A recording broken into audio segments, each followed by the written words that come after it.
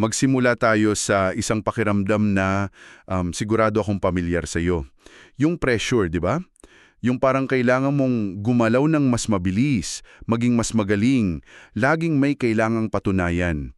Nakarating ka na ba sa puntong yun na kahit sa labas mukha kang successful? Alam mo yun, may promotion, may mga proyekto, pero sa loob, may pakiramdam na parang may kulang o parang minadali ang lahat o na sa totoo lang, hindi ka pa talaga handa. So para sa pag-uusap natin ngayon, pag-uusapan natin ng malaliman tong mga notes na sinent mo. At ang ganda ng topic, tungkol mismo sa tension na yan. Hihimayin natin, di ba? Kung paano ba sinusukat ng mundo yung kahandaan base sa bilis, credentials, resulta. Laban sa isang pananaw na, well, medyo radical at talagang iba. Oo. At ang mission natin dito ay para talagang himayin kung ano ba talaga ang ibig sabihin ng tunay na kahandaan base sa mga materyales na to. Alamin natin kung bakit kahit yung mga pinaka-gifted, yung mga high-achieving na tao, nagkakaramdam pa rin ng pagkainip o ng matinding imposter syndrome. At yung mga ideya rito, promise, baka magpabago to sa paraan ng pagtingin mo sa career mo, sa mga delays, at pati sa ambisyon mo. Okay, sige.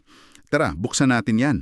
Ang unang malaking ideya na lumabas dito sa mga binigay mo ay itong konsepto ng parang dalawang magkasalungat ni ekonomiya. Sa isang banda, meron tayong world's economy. Sa professional na mundo, alam na alam mo to. Ang sukatan ay bilis, visibility, kung gaano kahaba ang resume mo, at momentum. The faster you climb, the better. 'Di ba? At dyan na nga pumapasok yung pangalamang sistema na tinatawag sa sources mo na God's economy. Dito, parang baligtad ang lahat. Ang kahandaan ay hindi sinusukat sa bilis, kundi sa paghubog, Formation, hindi sa resulta, kundi sa pagsunod, obedience. at hindi sa momentum, kundi sa katapatan sa paglipas ng panahon. Faithfulness over time. Okay, teka lang. Kasi my first reaction to that, to be honest, parang ang abstract pakinggan. Maganda siya in theory, pero sa totoong buhay, di ba, kung saan kailangan mong magbayad ng upa, kailangan mong ma-meet yung mga deadline at KPIs, paano ba talaga gumagana itong ekonomiya ng Diyos laban sa lahat ng pressure na yan? Kasi parang ang dali-daling matalo pag yan ang ginamit mong sukatan. Magandang tanong yan. Kasi dyan mismo nagkakaroon ng conflict. Hindi naman sinasabi ng mga source na baliwalain mo yung responsibilidad. Ang punto ay yung internal misalignment. Yung nangyayari kapag yung buong pagkatao mo nakatutok na lang sa unang ekonomiya. Ito raw yung dahilan kung bakit kahit yung mga CEO, yung mga mukhang super successful, sa loob-loob nila, pakiramdam nila na uubos sila. Umaangat sila sa career ladder habang yung kaluluwa nila unti-unting bumibigay. Kumbaga, they gain the world but lose their soul. So hindi lang to tungkol sa pagiging spiritual, kundi tungkol sa sustainability ng pagkatao mo. At dito napapasok yung isang punto sa notes mo na talagang nakakuha ng pansin ko, na paulit-ulit daw sa kasulatan na sadyang sinisira ng Diyos ang mga sukatan ng tao para sa kahandaan. Hindi lang niya binabaliwala, aktibo niyang ginugulo. Eksakto. At yung mga halimbawa, grabe, nakakagulat talaga. Kunin natin si David. Hindi lang siya basta nag-aalaga ng tupa noong pinili siya. Siya yung bunso, yung kinalimutan ng lahat. Literally, iniwan sa bukid habang yung mga mas matangkad, mas mukhang hari na kapatid niya, yung ipinipresenta sa propeta. Invisible siya. Ganun ka-radical yung pagpili sa kanya. It defied all human logic. So, hindi lang siya unlikely choice. Siya yung parang the wrong choice by all human standards. Precisely. Or si Moses, tinawag siyang mamuno sa isang buong bansa, pero sa mismong sandaling yun, ang tingin niya sa sarili niya ay mahina, hindi marunong magsalita, may criminal record pa sa Egypt. He was convinced na hindi siya sapat. Tapos si Gideon, tinawag siyang magiting na mandirigma habang literal siyang nagtatago sa takot sa isang wine press. Malinaw yung pattern, di ba? Ang Diyos hindi niya ina-affirm yung kahandaan base sa nakikita natin. Madalas doon pa siya pumipili sa lugar ng kahinaan natin. May isang CP rito mula sa Summer 16.7 na parang pundasyon ng lahat ng ito. Sabi, sapagkat ang Panginoon ay hindi tumitingin na gaya ng pagtingin ng tao. Ang tao ay tumitingin sa panlabas na anyo, ngunit ang Panginoon ay tumitingin sa puso. Sinasabi ng source na hindi lang to isang magandang quote, ito raw ay isang theological na revolusyon. Binabago nito ang buong laro. Kasi yung labanan pala hindi sa level ng kakayahan, kundi sa level ng kalooban. At ang mas kahanga-hanga pa rito at isa sa mga pinakamalalim na punto sa mga binigay mo ay hindi lang yung sinasabi ng Diyos, kundi yung kanyang mga itinatanong. At yung mga tanong niya, hindi yan para makuha ng impormasyon, alam niya na yung sagot, di ba? Ang mga ito ay diagnostic. Para tong MRI or X-ray na itinatapat sa puso natin para ipakita yung katotohanan, mga bagay na baka hindi natin nakikita o pilit nating iniiwasan. Wow! That idea, yung mga tanong ng Diyos as diagnostic, that's a game changer. So pag tinanong niya si Adan ng, nasaan ka sa Genesis, hindi yun interrogation, mas parang tanong ng doktor na, saan ang masakit? That completely changes the tone, no? Hindi pala yung tungkol sa lokasyon niya sa hardin. Oo. Tanungin tungkol sa alignment niya, yung spiritual at emosyonal na kalagayan niya matapos siyang sumuway. Nasaan ang puso mo? Saan ka nagtatago? O yung tanong kay Moses sa harap ng nagliliyab na puno, ano iyang nasa kamay mo? Hindi dahil hindi alam ng Diyos na tungkod yun. Itinuturo ng tanong na yun kay Moses na ang gagamitin ng Diyos ay hindi isang bagay na wala siya, kundi yung bagay na hawak na niya, isang ordinaryong tungkod ng pastol. At syempre, yung isa sa pinakamabigat na tanong sa Bagong Tipan, yung 3 beses na tanong ni Jesus kay Pedro pagkatapos niya itong ititawa. Mahal mo ba ako? Hindi niya tinanong, magaling ka pa bang leader? O bakit mo ginawa yon? Tama. Yung tanong bumabalik sa pinakapundasyon, hindi nito sinusukat yung competence ni Pedro. Binibigyan nito ng bagong kahulugan yung pamumuno matapos ang isang matinding kabiguan. Parang sinasabi nito na yung pundasyon ng leadership sa kanyang kaharian ay hindi performance o galing, pag-ibig at relasyon pala. So yung mga tanong na to, hindi to sumusukat ng kakayahan, kundi nagbubunyag ng paghubog. Inilalantad nito kung saan talaga tayo nagtitiwala, ano yung sinusunod natin kahit walang pumapalakpak, at ano yung tunay nating minamahal. Okay, so if God's measurement is so different, kung ang tinitignan niya ay puso, at yung tool niya ay mga diagnostic questions, it makes you wonder about our own obsession with speed, di ba? Sa pag-akyat sa ladder. Nakita ko dito sa notes mo, may isang punto na nagsasabing ang pag-antala o delay, hindi raw yun parusa, kundi proteksyon. At yung bilis sa kabilang banda ay pwedeng maging espiritual na mapanganib. Honestly, that sounds very, very counterintuitive. It is. At ito marahil yung pinakamahirap tanggapin para sa kulturang tulad ng sa atin.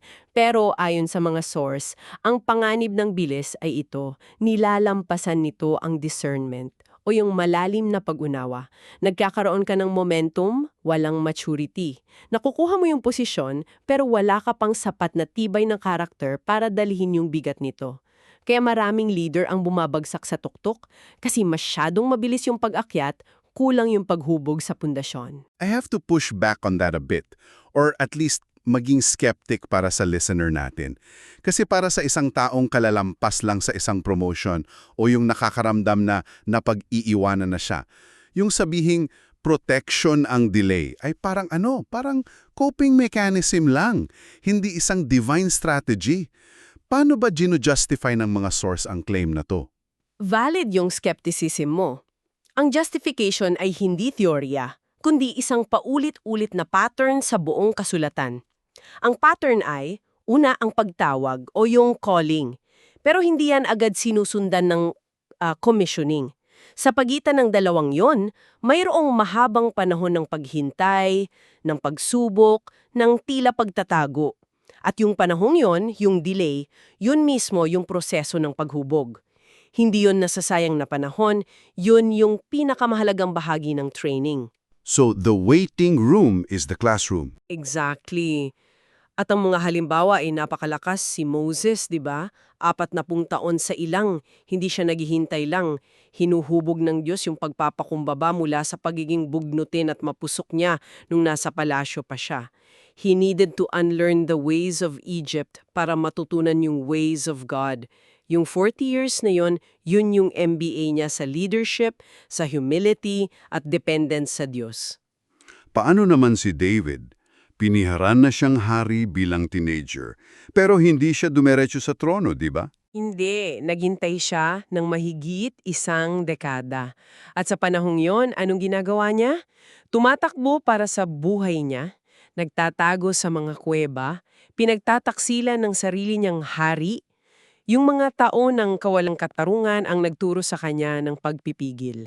Natutunan niyang magtiwala sa timing ng Diyos at hindi kunin ang kapangyarihan sa sarili niyang mga kamay kahit may pagkakataon siya. Hinubog nito ang puso niya para maging isang haring ayon sa puso ng Diyos. At yung pinakamatinding halimbawa na binabanggit din dito ay si Jesus. 30 years of hiddenness. Nakakalula isipin, di ba?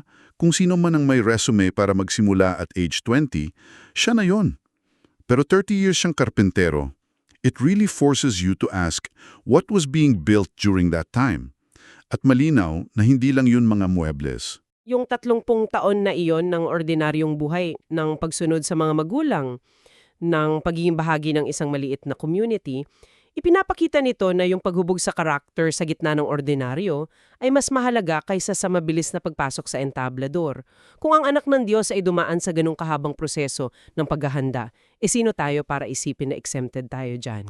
Okay, so kung iko-connecta natin lahat ng ito, yung dalawang ekonomiya, yung pagpili sa maihina, yung paghubog sa paghihintay, parang ang lahat ay tumuturo sa isang malaking conclusion.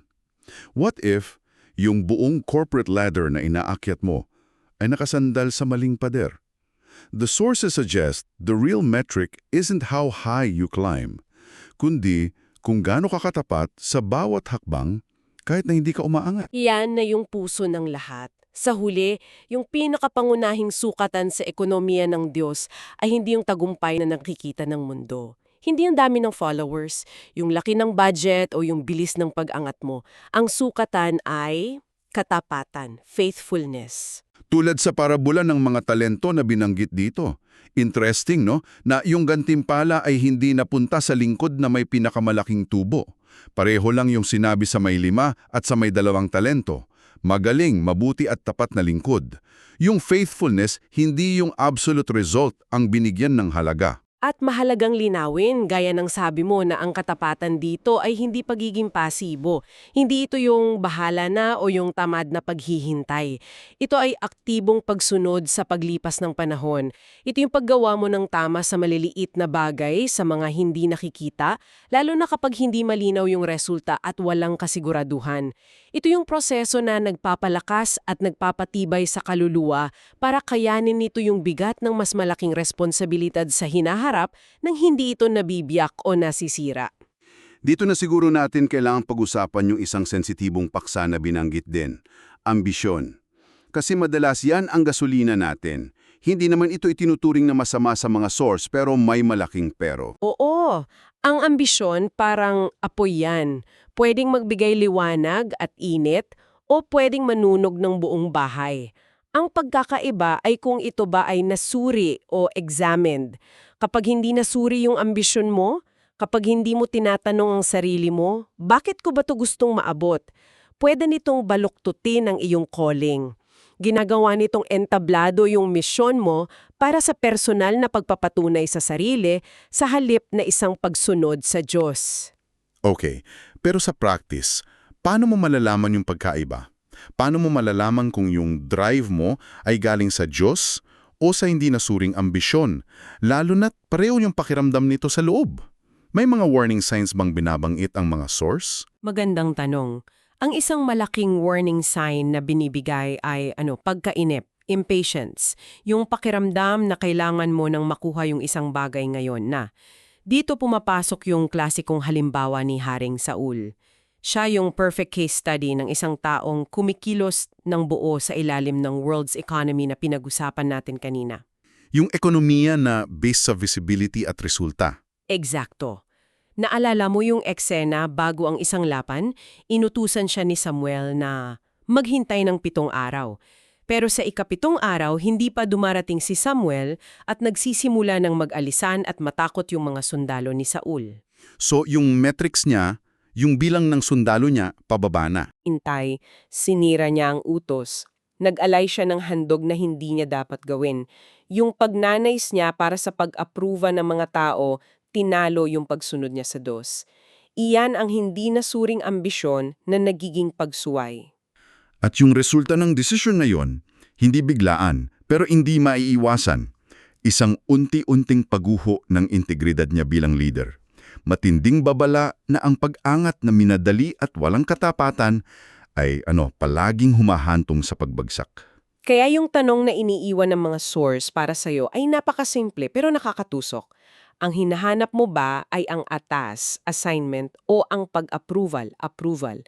Dahil ang sagot sa tanong na yan, yun ang magpapakita kung ano talaga ang nagtutulak sa'yo, kung ito ba ay pagsunod o pagpapatunay sa sarili. Bilang pagbubuod, ang mga materyales na ito parang nag-aalok ng isang radikal na pagbabago sa pagtingin natin sa kahandaan. Hindi pala ito isang checklist na kailangan mong tapusin o isang level na kailangan mong maabot. Hindi ito isang bagay na napatutunoyan ng isang resume o isang magandang performance. Ito ay isang bagay na dahan-dahan at minsan ay masakit na hinuhubog sa loob mo sa paglipas ng panahon. Lalo na sa mga panahong pakiramdam mo ay walang nangyayari. Ang tunay na kahandaan ay hindi bigla ang lumilitaw kapag dumating na yung oportunidad. Ito ay nahahayag na bago pa man sa mga tahimik at tuloy-tuloy na gawa ng katapatan sa maliliit na bagay. Sa huli, hindi ito tungkol sa kung ano ang kaya mong gawin, kundi sa kung sino ka nagiging habang naghihintay ka, habang sumusunod ka kahit mahirap, at habang nagtitiwala ka sa isang prosesong hindi mo kontrolado. At iiwan namin sa iyo ang isang kaisipan na pag-isipan. Paano kung ang mismong mga pagkaantala, ang mga frustrasyon, at yung mga tila ordinaryo at hindi mahalagang gawain sa buhay mo ngayon ay hindi pala hadlang sa iyong pag-unlad? Paano kung ang mga ito pala ang mismong pagawaan kung saan hinuhubog ang iyong tunay na kahandaan? Paano kung ang pinakamahalagang tanong na dapat mong sagutin gabi-gabi ay hindi, handa na ba ako? Kundi, sa araw na ito, nagiging uri ba ako ng tao na mapagkakatiwalaan ng Diyos para sa mga bagay na darating?